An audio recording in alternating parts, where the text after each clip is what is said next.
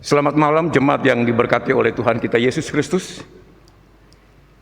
Kita boleh naikkan puji dan syukur ke hadapan hadirat Tuhan yang Maha Kuasa, Sang Kepala Gereja. Karena pada malam hari ini kita boleh diberikan kesempatan untuk beribadah, memuji dan memuliakan nama Tuhan di dalam ibadah keluarga yang akan kami laksanakan pada malam hari ini. Sebagai pelayan firman pada malam hari ini adalah Bapak Penatua John Kalambo, dan saya sendiri sebagai Liturgos Penatua Yohanes Lekaton Pesi. Ibadah pada malam hari ini boleh berjalan secara streaming. Untuk itu, mari sebelum kita masuk di dalam ibadah, Bapak dan Ibu sekalian yang ada di rumah, kita dapat mengambil satu teduh sejenak. Kita bersatu teduh.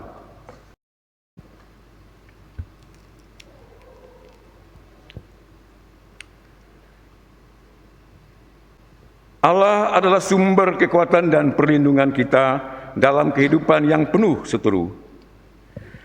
Kepadanya sajalah kita berserah. Hidup bersamanya akan membahagiakan kita, dan kemenangan akan ada di pihak kita.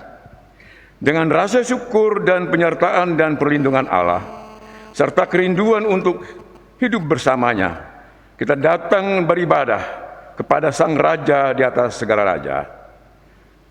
Bapak Ibu sekalian, jemaat yang Tuhan Yesus kasihi, mari kita berdiri untuk menghadap Allah dengan mengangkat pujian dari nyanyian kita Bakti 15 ayat 1 dan 2.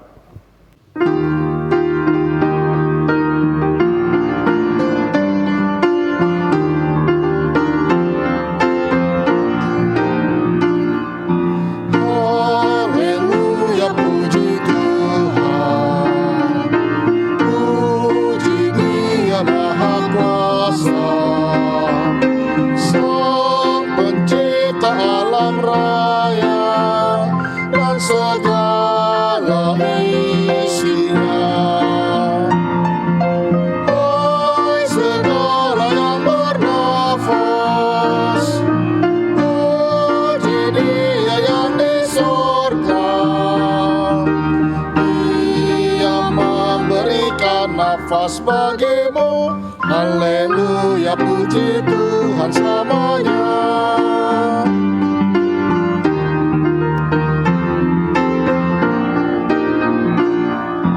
Haleluya, puji Tuhan, puji Dia Maha Kuasa. Lagu indah hai nyanyikan bagi Dia Rajamu. Kasih dan kemurahan-Nya diberikan bagi kita.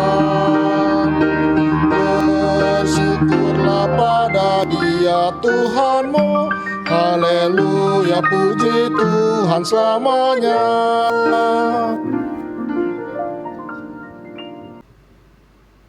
Kita berdoa.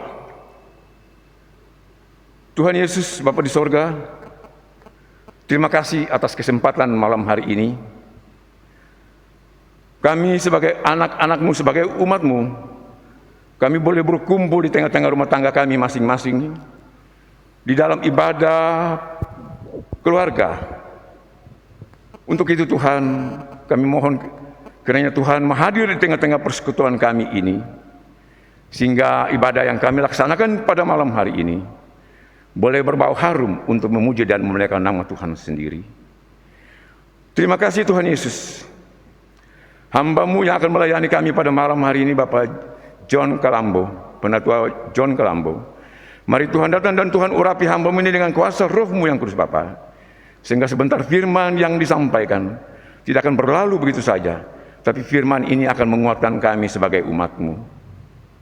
Terima kasih Tuhan Yesus. Inilah doa kami. Kami pertaruhkan ibadah ini Tuhan dari awal pertengahan sampai pada akhirnya. Hanya boleh jadi dalam pimpinan dan penyertaan kasih-Mu. Amin. Kita akan masuk di dalam pembacaan Mazmur Pujian, di mana Mazmur Pujian ini dari Mazmur 57 ayat 8 sampai dengan yang ke-12. Kita akan baca silih ganti. Hatiku siap, ya Allah, hatiku siap. Aku mau menyanyi, aku mau bermazmur. Bangunlah, hai jiwaku, bangunlah, hai gambus dan kecapi. Aku mau membangunkan fajar. Aku mau bermazmur kepadamu di antara bangsa-bangsa, ya Tuhan. Aku mau bermazmur bagimu di antara suku-suku bangsa. Sebab kasih setiamu besar sampai ke langit, Dan kebenaranmu sampai ke awan-awan. tinggikanlah dirimu mengatasi langit, ya Allah. Biarlah kemuliaanmu mengatasi seluruh bumi. Kita kembali menyanyi dari Gita Bakti 53. Inilah saatnya bagi kita.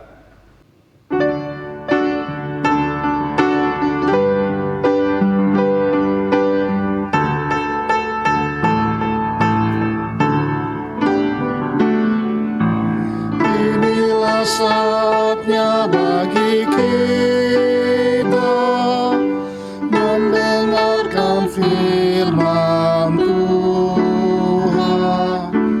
Akal budimu persiapkanlah, bukalah hatimu dengan firman-Nya. Mari berdoa, minta Roh Kudus menuntunmu.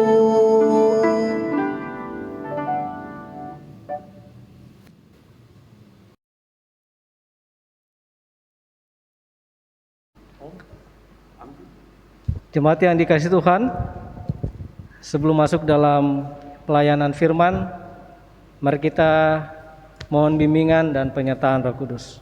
Kita berdoa. Allah Bapa yang bertahta di dalam kerajaan surga, kami mengucap syukur Tuhan dalam ibadah keluarga pada malam hari ini. Tuhan telah tetap menuntun dan membimbing langkah kehidupan kami untuk dengan sukacita mau kembali mendengarkan dan menggali firman Tuhan. Tuhan melayakan kami untuk dapat menerima dan mendengarkan firman-Mu. Di dalam nama anak-Mu Yesus kami berdoa. Amin. Jemaat yang dikasihi Tuhan, saya undang kita bangkit berdiri. Kita akan membaca firman Tuhan yang terambil dari Kitab Roma 8 ayat 9 sampai 11. Kitab Roma 8 ayat 9 sampai 11 yang mengatakan, tetapi kamu tidak hidup dalam daging, melainkan dalam roh, jika memang roh Allah diam di dalam kamu. Tetapi jika orang tidak memiliki roh Kristus, ia bukan milik Kristus. Tetapi jika Kristus ada di dalam kamu, maka tubuh memang mati karena dosa, tetapi roh adalah kehidupan oleh karena kebenaran.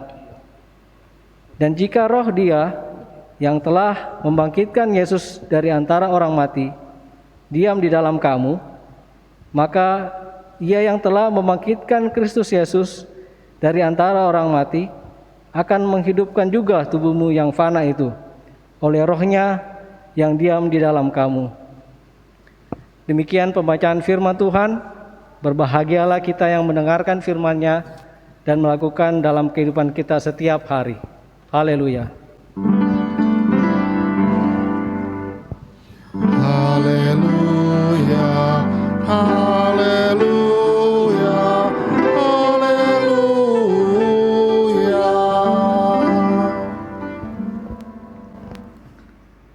Selamat malam, Ibu Bapak jemaat yang dikasihi Tuhan.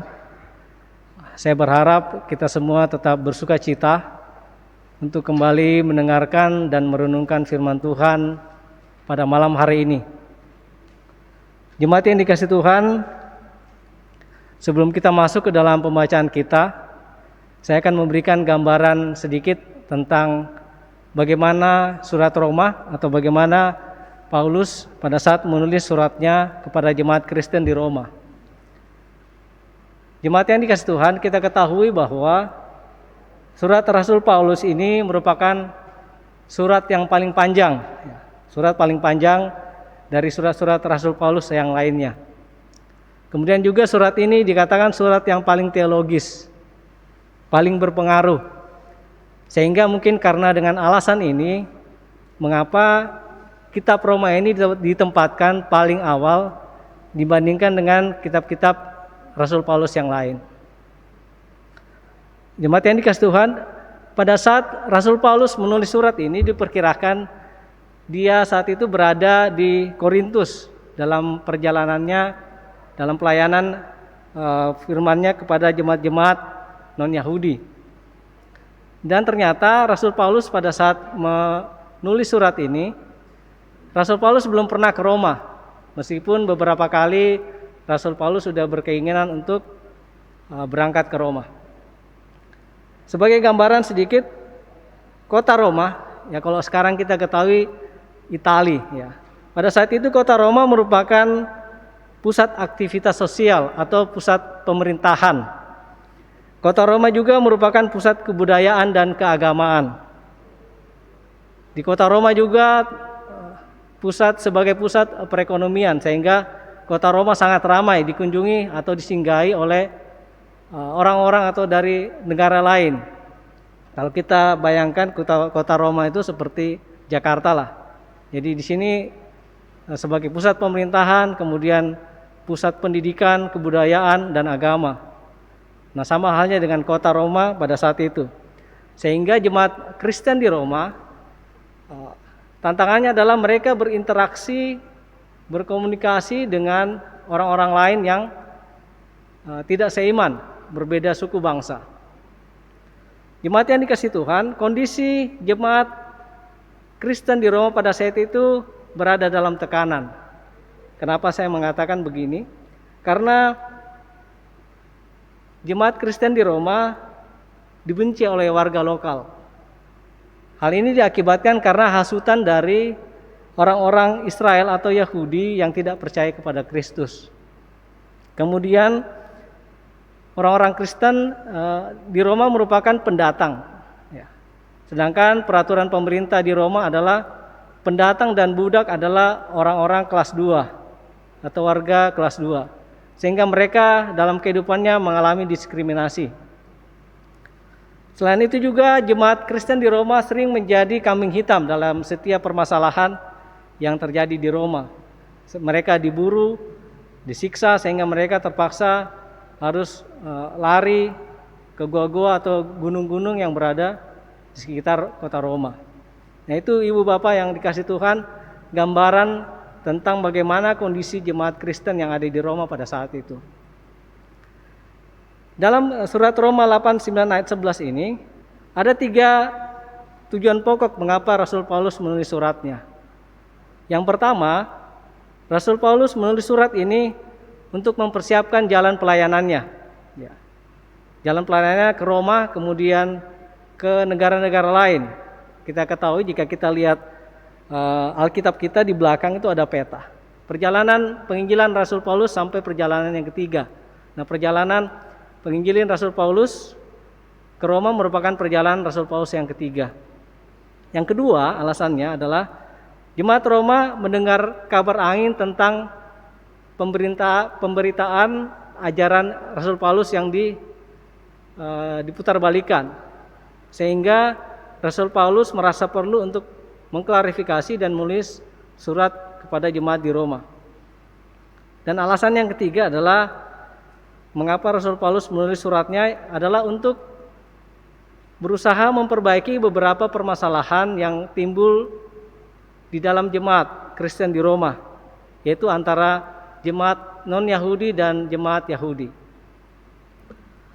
Jemaat yang dikasihi Tuhan, kita lihat lebih dalam dari pembacaan kita Roma 8 ayat 9 sampai 11.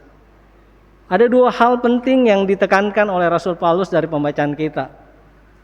Yang pertama adalah hidup di dalam roh, dan yang kedua adalah hidup di dalam daging. Kita bahas satu-satu dulu. Hidup di dalam roh. Apa pemahaman hidup dalam roh? Pemahaman hidup di dalam roh adalah bagaimana kita mengizinkan Allah untuk tinggal dan diam di dalam kehidupan kita. Ya. Konsekuensinya adalah kalau kita sudah menyerahkan diri kita, hidup kita untuk Allah tinggal di dalam kehidupan kita, Roh Kristus tinggal di dalam hidup kita, berarti segala perbuatan kita, pikiran kita, tingkah laku kita dituntun dan dibimbing oleh Allah. Kita lihat lebih dalam lagi. Pilihan untuk mengizinkan Roh Allah tinggal di dalam kehidupan kita itu lahir dari keinginan pribadi secara sadar. Jadi kita mengizinkan Roh Allah tinggal di dalam hidup kita bukan paksaan. Bukan paksaan dari orang tua, bukan paksaan dari saudara, suami, istri. Tapi itu keinginan pribadi secara sadar, bukan tidak sadar, secara sadar. Nah, kalau kita sudah mengakui, ya saya sudah mengizinkan Roh Allah tinggal di dalam kehidupan saya, apa buktinya? Ya kan? Kita harus lihat apa buktinya bahwa Roh Allah sudah hadir dalam kehidupan kita. Saya berikan ilustrasi. Bagaimana kita mengatakan, misalnya kita punya tanaman buah di rumah, misalnya mangga atau jambu. Kita mengatakan ke orang yang datang, ini buah mangga saya manis loh, ya kan? Buktinya apa kalau itu buahnya manis? Tentu saja dengan apa? Mencoba buahnya, mencicipi buahnya. Kalau buahnya manis, ya akan terasa manis pasti, ya kan? Jadi kalau kita kembalikan dari pemahaman hidup dalam roh, berarti kalau kita mengatakan, iya saya hidup di dalam roh saat ini, kita juga harus menghasilkan buah, ya. Jangan hanya kita mengatakan saya hidup di dalam Kristus, tapi apa buktinya gitu. Tentu harus diwujudkan dalam tingkah laku perilaku kita setiap hari. Nah, di Rasul Paulus dalam Galatia 5 ayat 22 sampai 23, di situ mengatakan buah roh, ya kan? Ada 9. Kasih, sukacita, damai sejahtera, kesabaran, kebaikan, kemurahan, kesetiaan, kelemah lembutan, dan pengendalian diri. Nah, ini harus muncul dalam kehidupan kita kalau kita mengatakan bahwa hidup kita ini sudah dikuasai oleh Roh Allah, atau Roh Allah sudah ada di dalam kehidupan kita. Jadi kita jangan mengatakan saya Kristen, saya hidup di dalam Allah, hidup di dalam kehidupan saya, Roh Allah bertahta dalam kehidupan saya, kalau ternyata kita tidak mengasihi saudara kita, sesama kita. Nah, 9 buah roh ini bukan seperti buah, ya kalau misalnya pohon mangga itu satu buah itu kasih, kemudian satu buah lagi sukacita, tidak. Dalam satu buah itu ada 9 itu. Kurang satu berarti tidak manis buah itu. Kita mengatakan buah ini manis, tapi ada asamnya sedikit, ya tidak manis. Tetap aja kan gitu. Jadi 9 buah roh ini harus muncul dalam kehidupan kita, tidak bisa kita pilih, ya. Saya mengasihi tapi saya tidak setia, tidak bisa. Semua harus ada. Kalau itu mau membuktikan bahwa kita sudah dibimbing oleh Roh Allah atau Roh Kristus dalam kehidupan kita. Kemudian kita beralih dari apa yang dimaksud dengan hidup dalam daging, ya. Hidup dalam daging itu lawannya hidup dalam roh. Kita perlu ketahui, Ibu Bapak yang dikasihi Tuhan, bahwa sekalipun kita telah dibenarkan oleh Allah atau Kristus, namun kita masih mempunyai tabiat sebagai orang berdosa. Ya, kita masih mempunyai tabiat sebagai orang berdosa. Jadi kita sudah dari lahir, kita sudah membawa dosa itu. Ya, dosa adalah keinginan daging, hidup dalam daging. Ya. Nah, bagaimana Roh Allah bisa menguasai hidup kita? Ya, kalau kita tidak menghadirkan Roh Allah itu dalam kehidupan kita gitu. Jadi tabiat kita sudah penuh dengan dosa, keinginan daging, hawa nafsu. Ya. Jadi kalau roh Allah tidak ada, berarti keinginan daging itu yang menguasai kita. Ya, itu yang harus kita ketahui. Jadi kalau kita mau keinginan daging kita itu tidak ada dalam kehidupan kita, ya kita harus menghadirkan roh Allah, sehingga roh kedagingan itu ditaklukkan oleh roh Allah atau roh Kristus. Jemaat yang dikasihi Tuhan, Rasul Paulus dalam Galatia 5 ayat 19 sampai 21 menyebutkan bahwa beberapa yang dimaksud dengan perbuatan daging, yaitu perbuatan daging telah nyata, yaitu percabulan, kecemaran, hawa nafsu, penyembahan berhala, sihir, perseteruan, perselisihan, iri hati, amarah, kepentingan diri sendiri, percideraan, roh pemecah, kedengkian, kemabukan, pesta pora, dan sebagainya. Paulus menutup kata dengan kata sebagainya, jadi belum titik. Mungkin masih banyak lagi ya dosa-dosa atau hal-hal kedagingan yang sering manusia lakukan. Ya, kalau dihitung mungkin puluhan, mungkin bahkan ratusan. Nah, disinilah bagaimana Rasul Paulus mau mengingatkan jemaat. Ya, jika hidup mereka tidak dikuasai oleh roh Allah, maka sifat-sifat fana yang dimiliki oleh manusia ini akan berkuasa atas dirinya. Jadi tidak heran kalau kita mengatakan saya orang Kristen, tapi ternyata tidak mencerminkan buah, ya. Tapi hal-hal yang sudah disebutkan Rasul Paulus ini yang muncul. Karena apa? Sifat kedagingan dia yang lebih dominan. Karena dia tidak menghadirkan roh Kristus atau roh Allah dalam kehidupannya. Jemaat yang dikasihi Tuhan, Rasul Paulus dalam suratnya pada Roma 8, ya, kalau kita baca secara menyeluruh dari Roma 8 ayat 1 sampai 17, di situ Rasul Paulus mengatakan pada ayat 6, Roma 8 ayat 6, keinginan daging adalah maut. Yang ketujuh, keinginan daging adalah perseteruan terhadap Allah. Roma 8 ayat 8, mereka yang hidup dalam daging tidak mungkin berkenan kepada Allah. Artinya apa? Kalau kita hidup dalam daging berarti kita hidup berdosa. Berarti kita tidak menjadi bagian dari kerajaan Allah. Nah, ini intinya dari pembacaan kita. Nah, sebagai pertanyaan perenungan buat kita, Ibu Bapak yang dikasihi Tuhan, apakah hidup kita saat ini sudah dikuasai oleh roh Allah atau roh Kristus? Kalau kita mengatakan ya, apakah kita sudah benar-benar menghasilkan buah, yaitu buah roh yang kita lakukan dalam kehidupan kita setiap hari? Amin.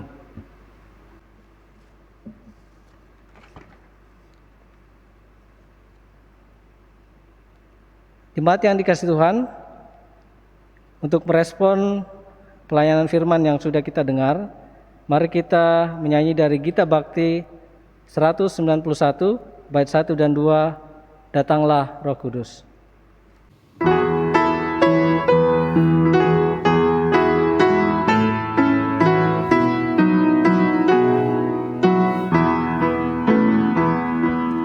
Datanglah Roh Kudus, isilah hidupku, sehingga seluruh maksudmu menjadi maksudku.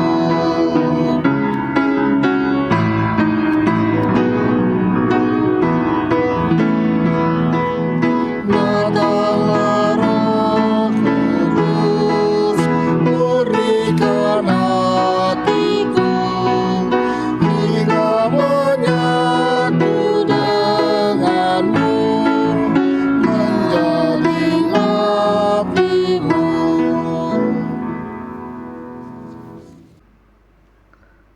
Jemaat yang dikasihi Tuhan, mari kita masuk dalam doa syafaat. Mari kita berdoa. Allah Bapa yang bertahta di dalam kerajaan surga, kami mengucap syukur Tuhan atas penyertaan dan kasih sayang Tuhan, sehingga pada malam hari ini Tuhan masih memperkenankan kami untuk bersama-sama bersekutu, memuji membesarkan nama Tuhan, merenungkan firman Tuhan. Meskipun saat ini kami beribadah di rumah atau di kediaman kami masing-masing. Tetapi biarlah sukacita itu tetap dan tidak berkurang, sehingga firman yang kami dengar tadi dapat kami lakukan dengan sungguh-sungguh dalam kehidupan kami. Dari firman Tuhan yang sudah kami dengar tadi, Tuhan, kami diingatkan kembali untuk betul-betul menyerahkan seluruh penyertaan hidup kami di dalam bimbingan Roh Allah. Sehingga apapun yang kami pikirkan, apapun yang kami lakukan, seturut kehendak Tuhan. Sehingga kami menjadi anak-anak yang layak di dalam kerajaan-Mu. Allah Bapa yang bertahta di dalam surga, saat ini kami ingin berdoa buat pelayan-pelayan Tuhan yang Tuhan percayakan untuk melayani jemaat-Mu di GPIB Jemaat Irene. Kami ingin berdoa buat Pendeta Ibu Juliana Parapatlende, Pendeta Ibu Ana Leander Sairang, seluruh diaken penatua, seluruh komisi unit-unit misioner. Tuhan berkati mereka dalam setiap pelayanan yang mereka lakukan. Tuhan berikan hikmat, kebijaksanaan, Tuhan berikan kesehatan dan kekuatan bersama dengan keluarga, dan biarlah seluruh pelayanan yang dilakukan semata-mata hanya untuk hormat dan kemuliaan nama Tuhan saja. Kami ingin berdoa juga buat jemaat Tuhan yang saat ini mengalami sakit, baik yang sakit di rumah maupun di rumah sakit. Tuhan adalah tabib yang ajaib, Tuhan berkuasa atas segala jenis penyakit. Dan kami yakin jika Tuhan berkenan, Tuhan akan menyembuhkan kami, anak-anak-Mu yang saat ini berada dalam kelemahan tubuh. Tuhan mau jamah dan berkati juga makanan, minuman, obat-obatan, tenaga medis yang juga terlibat dalam proses penyembuhan. Biarlah Tuhan juga memberkati sehingga dalamnya anak-anak Tuhan yang saat ini mengalami kelemahan tubuh dapat disembuhkan. Tuhan berkati juga orang tua kami, para lansia, janda, duda, anak yatim piatu. Tuhan mau pelihara dan jaga hidup mereka, Tuhan. Tuhan berkati orang-orang yang setia, keluarga, saudara yang juga bersama-sama dengan mereka.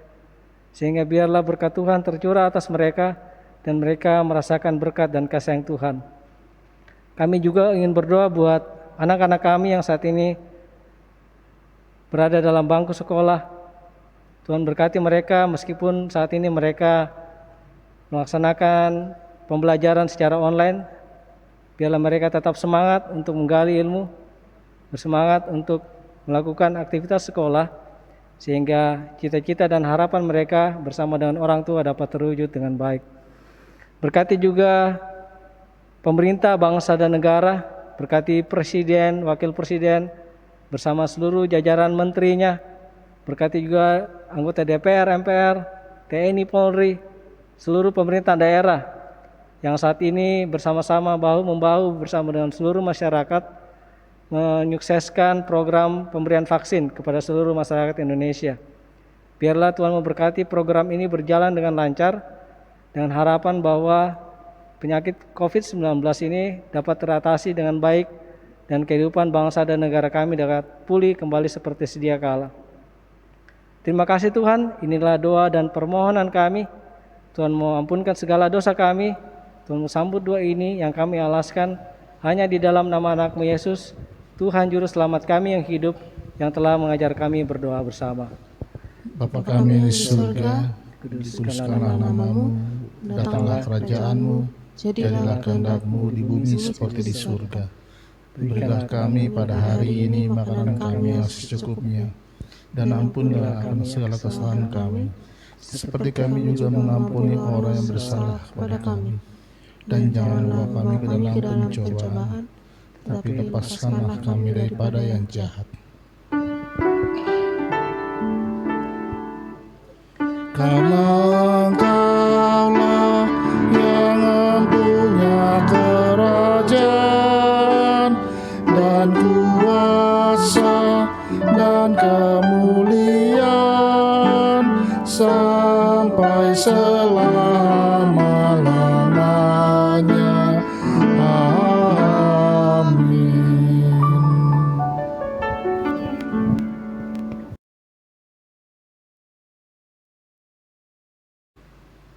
Kita akan masuk di dalam pengucapan syukur.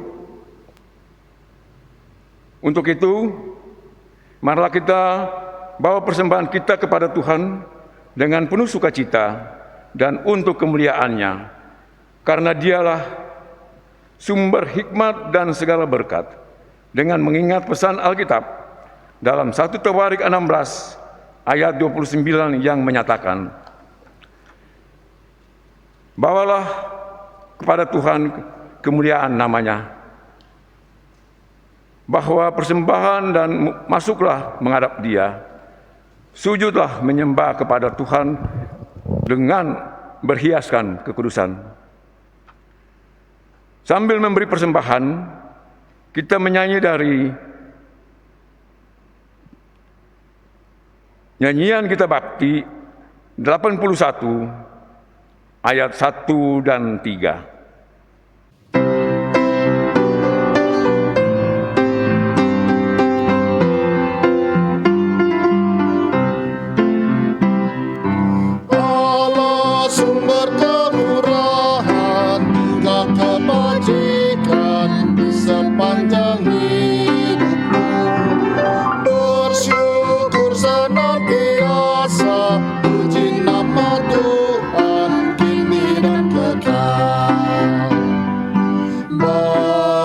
Persembahanmu segera pada Tuhan Allahmu. Ingat akan janji-Nya tetap, Ia memberkatimu. Allah sumber kemurahan, juga kebajikan di sepanjang hidupmu. Bersyukur senantiasa, puji nama Tuhan kini dan kekal. Berilah dengan rela dan senang, beri kepada Tuhanmu. Takkan kekurangan apapun, kau dipeliharanya. Sumber kemurahan, juga kebajikan di sepanjang hidupmu. Bersyukur senantiasa, puji nama Tuhan kini dan kekal. Jemaat kekasih Tuhan, saya jemput kita bangkit berdiri untuk menyerahkan persembahan kita kepada Tuhan. Dalam doa syukur, kita berdoa. Tuhan, terima kasih atas kesempatan malam hari ini. Di dalam ibadah keluarga yang sudah kami laksanakan pada malam hari ini, di mana di dalamnya kami sudah dikenyangkan dengan firman-Mu Tuhan. Dan dalam kesempatan ini juga, kami dapat memberi persembahan kepadamu. Walaupun sedikit, mari Tuhan datang dan Tuhan memberkati, Tuhan urapi persembahan kami ini, sehingga semuanya boleh berguna bagi pelayanan kasih-Mu di tengah-tengah jemaat kami. Terima kasih Allah Bapa di surga, terima kasih Tuhan Yesus. Inilah doa kami, di dalam nama-Mu kami sudah berdoa dan menaikkan puji syukur kembali kepada Bapa di surga. Amin.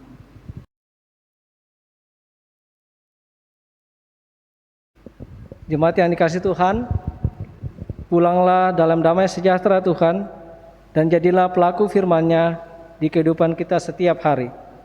Kita angkat pujian dari Gita Bakti 252 bait 1 dan 2, berpeganglah pada janji Tuhan-Mu.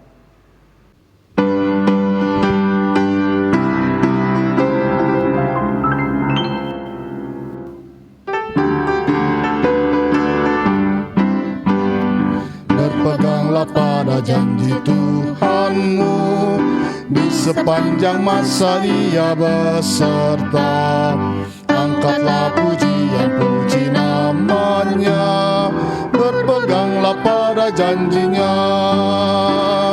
Jangan bimbang, berpeganglah pada janji Juru Selamat.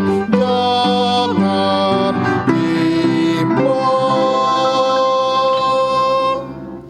percaya pada janji Tuhanmu.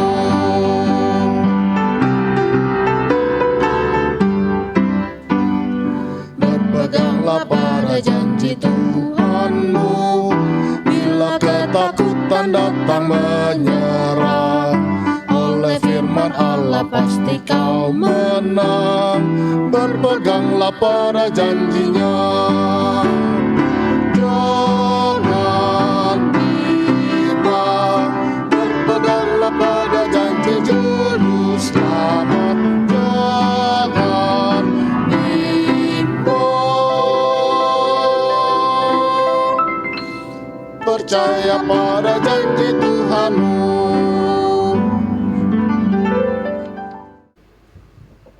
Jemaat yang dikasihi Tuhan, kita tetap berdiri untuk menerima berkat-Nya. Jemaat, arahkanlah hati dan pikiranmu kepada Tuhan dan terimalah berkat-Nya. Kasih karunia dari Allah Bapa, damai sejahtera dari Tuhan kita Yesus Kristus, dan penyertaan Roh Kudus menyertai kita sekalian saat ini kekal sampai selama-lamanya.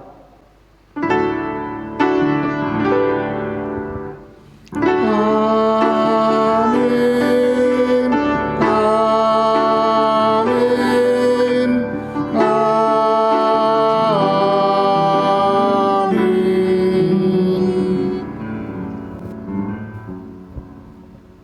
Ibadah kita selesai, Tuhan Yesus memberkati.